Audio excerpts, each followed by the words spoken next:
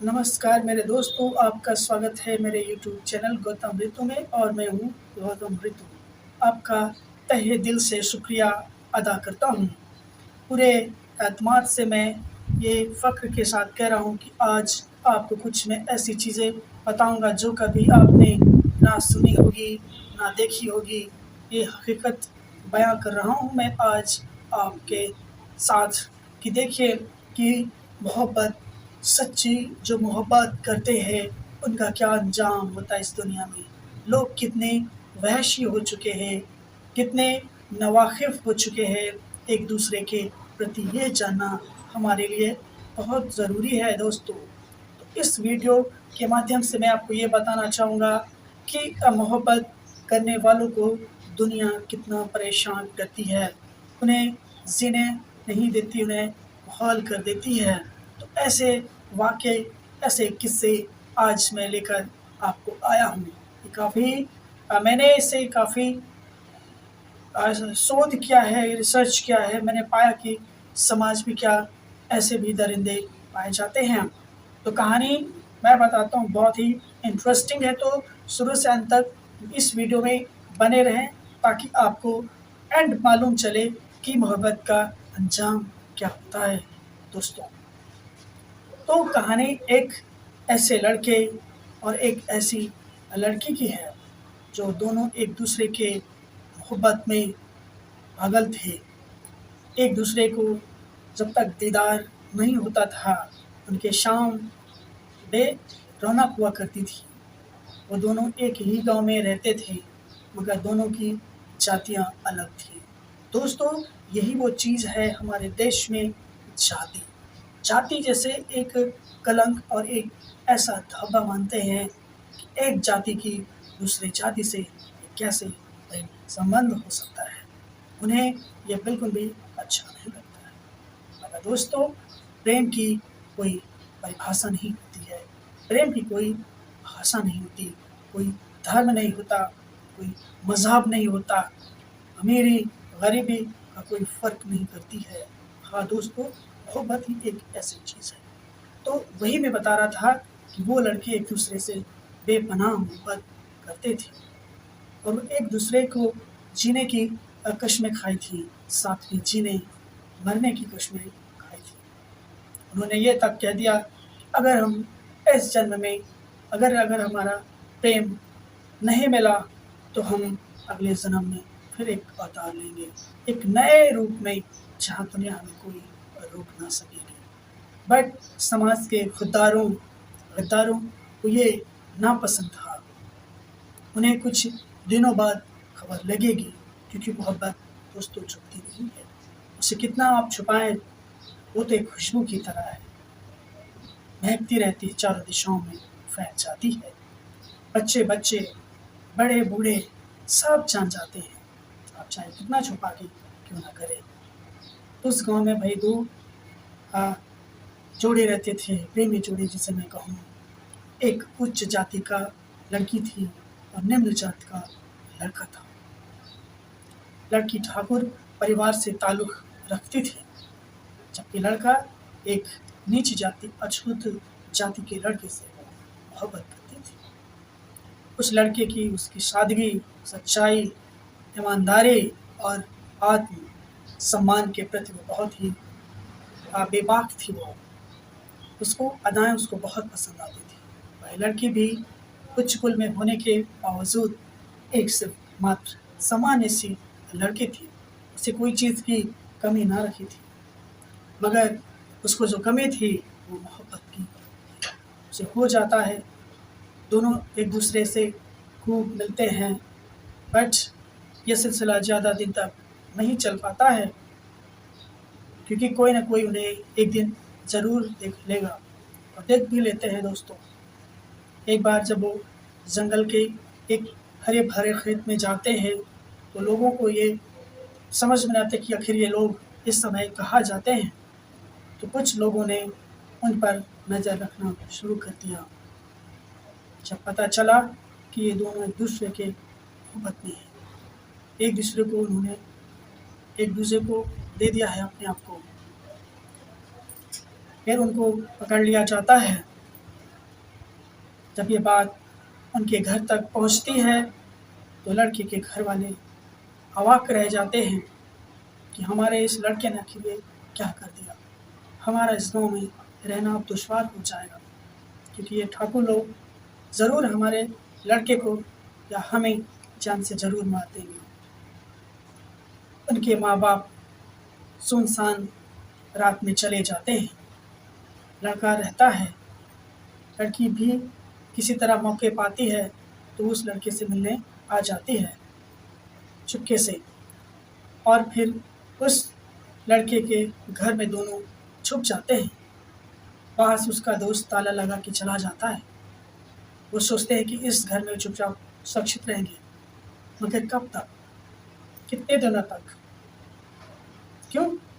क्योंकि घर में कब तक राशन रहेगा, पानी कहाँ मिलेगा, सारी समस्याएं थी। उसका दोस्त लुके छुपे उन सबको सामान मुहैया कराता था, खाने पीने की चीज़ें, रोटी सब्जी चावल दाल पानी, जो भी हो सकता था वो चुपचाप करता था, क्योंकि ऐसा करना उस गांव में बहुत साहस का काम था दोस्तों, बहुत हिम्मत का काम था। लेकिन दोस्त भी अपने दोस्त की मोहब्बत के खातिर कुर्बान होने को तैयार था। उन्हें भूख लगती है तो बेचारे दिन का समय है, वो आ नहीं सकता। अंत में दोनों बेचारे उस अकेले घर में खाना बनाने का प्रयास करते हैं, और उन्हें डर है कि अगर हम पकड़े गए तो निश्चित तौर पे हमें मार दिया जाएगा, क्योंकि अगर चूल्हा में खाना बनेगा तो धुआं ज़रूर उठेगा। जब धुआं उठेगा दोस्तों तो लोगों को ये बात पता चले जाएगी कि इस घर में अभी और कौन है। हालांकि ठाकुर परिवार के लोग काफ़ी परेशान थे, बहुत ज़्यादा खुन्नस खाए हुए थे, क्योंकि उनकी जो बेटी थी लापता थी उस लड़के के साथ। लड़के के घर वाले भी लापता थे। तो ऐसे में वो रात दिन खूंखार भेड़िए की तरह उन्हें खोज रहे थे कि जैसे मिल जाएं, कुछ नहीं देखेंगे, सीधा जान से मार देंगे, जिंदा जला देंगे, जो भी हो उनके मन में। बट जो भी चल रहा था बहुत बुरा चल रहा था। उन्होंने कहा आज कुछ ही दिनों के हम मेहमान हैं, एक दूसरे से मिल लेते हैं, जी भर के एक दूसरे को देख लेते हैं, बातें कर लेते हैं। शायद पता नहीं कल ये रातें, कल ये दिन हमें नसीब हो या ना हो, कल का सवेरा हमारे लिए हो या ना हो, कोई नहीं जानता है। उनके चेहरे पर एक प्रेम की तो चमक थी ही, साथ में गम, मौत का साया हर वक्त उनके आसपास मंडरा रहा था कि कब वो मौत काली घटा बनकर बरस पड़े ऊपर। और फिर लड़की कहती नहीं, हम खाना जरूर बनाएंगे, क्योंकि भूख भी तो नहीं बर्दाश्त होती, क्योंकि भूख और मौत बहुत बेरहम होती है, दोनों बहुत किसी पे रहम नहीं करती है। चूल्हा जलाया जाता है, लोग सोचते हैं कि कहीं से आग उठ रही है। खबर पहुंचती है कि देखो उसके घर में, अछूत के घर में देखो आग निकल रहा है, धुआं कहाँ से निकल रही है। उन्होंने कहा लगा दो उस घर में आग, चल जाने दो उसको।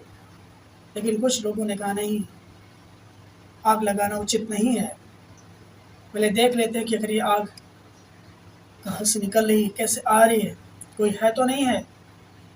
सारे ठाकुर वहाँ पर इकट्ठा हो जाते, उस घर को घेर लेते हैं, लाठी डंडे तलवार पिस्टल जो जिसके पास होता है।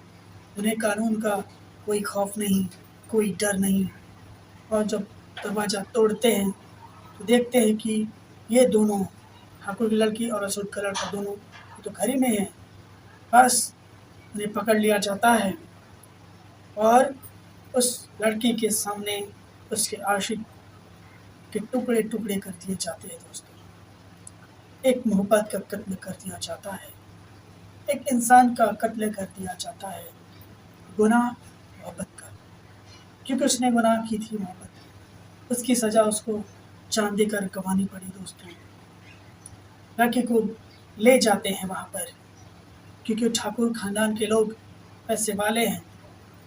उन्होंने कानून को पैसा दे दिया है, थाने में खूब पैसा दे दिया है, उन पे कोई कार्रवाई नहीं हुई। मगर लड़की भी बहुत खफा थी अपने घर वालों से, भाई से, पिता से, चाचा से, सभी से वो बहुत खफा थी। और उसने कहा कि जिन्होंने ऐसा काम किया है, जिन्होंने मेरे प्रेमी आशिक को जान से मरवाया है, मैं उन्हें जीते जी जीने नहीं दूंगी। उसने भी ये कसम खा ली थी, प्रतिज्ञा कर ली थी, क्योंकि प्यार की जो अग्नि भड़कती है सब कुछ जलाकर राख कर देती है, खाक कर देती है। वो मौका पाते ही एसएसपी, डीएसपी, डीआईजी, यहाँ तक सीएम तक को भी पत्र लिखती है। ये बात जब प्रशासन को पता चलता है कि इन्होंने ऐसा घिनौना कृत्य कार्य किया है, वो भी एक या जाति के मनुष्य के साथ, अरे मनुष्य मनुष्य होता है, आती है, गवाह पेश किए जाते हैं। लड़की गवाह खुद होती है, चश्मदीद गवाह होती है वो, और कोर्ट में, अदालत में वो ये बयान देती है कि मेरे सामने ही मेरे आशिक की बेरहम हत्या कर दी गई। वहाँ बैठे सभी लोग, यहाँ तक कि जज की आंखों में भी आंसू आ जाते हैं कि आज का समाज क्या ऐसा सोचता है, जाति के नाम पे, धर्म के नाम पे इतना भेदभाव, इतनी अमानुषता कैसे हो सकती है। प्रेम तो खुदा की इबादत है, उसका रहमो करम है, जो कर जाए सच्ची मोहब्बत वही नूरे खुदा बन जाता है।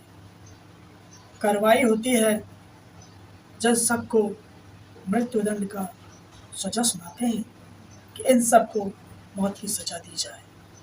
उन्हें अगले दिन सबको फांसी हो जाती है। दोस्तों, लड़की को संरक्षण दिया जाता है। लड़की डरती नहीं है कि मुझे कोई संरक्षण की जरूरत नहीं है, क्योंकि मेरा भी ज़्यादा तक जीना मुश्किल है, क्योंकि कब मेरा सांसें साथ छोड़ दे ये भी मैं नहीं बता सकती।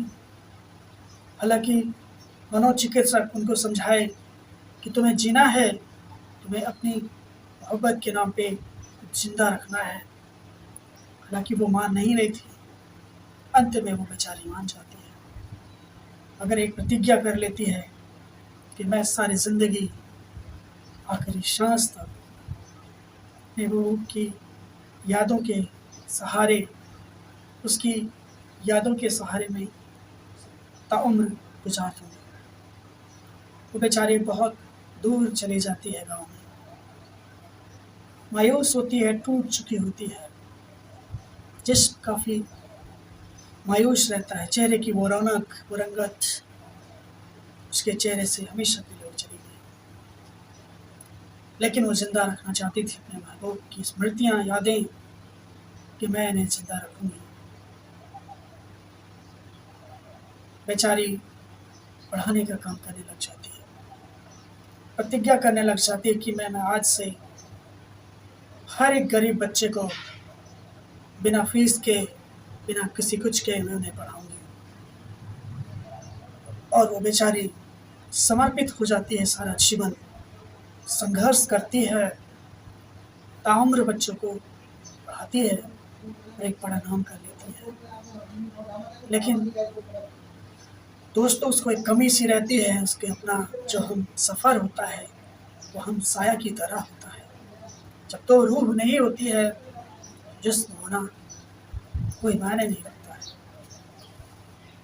इस तरह से दोस्तों, उन दो प्यारों का किस तरह से अंत कर दिया जाता है। समाज में आज भी कुछ ऐसी घटनाएं हमारे समाज में आस पास में, इसे ऑनर किलिंग कहा जाता है। प्रेम की खातिर बलिदान दे देते हैं, शहादत दे देती है। इसलिए दोस्तों, ऐसा कार्य न करें जिससे समाज में वैमनस्य की भावना जाए। तो मिलते हैं नेक्स्ट वीडियो में, और उम्मीद करता हूँ कि ये वीडियो आपको ज़रूर पसंद आया होगा। तो मैं लेकर आऊँगा एक नई कहानी, एक नए अंदाज में। तब तक के लिए मेरा आपको नमस्कार, शुक्रिया।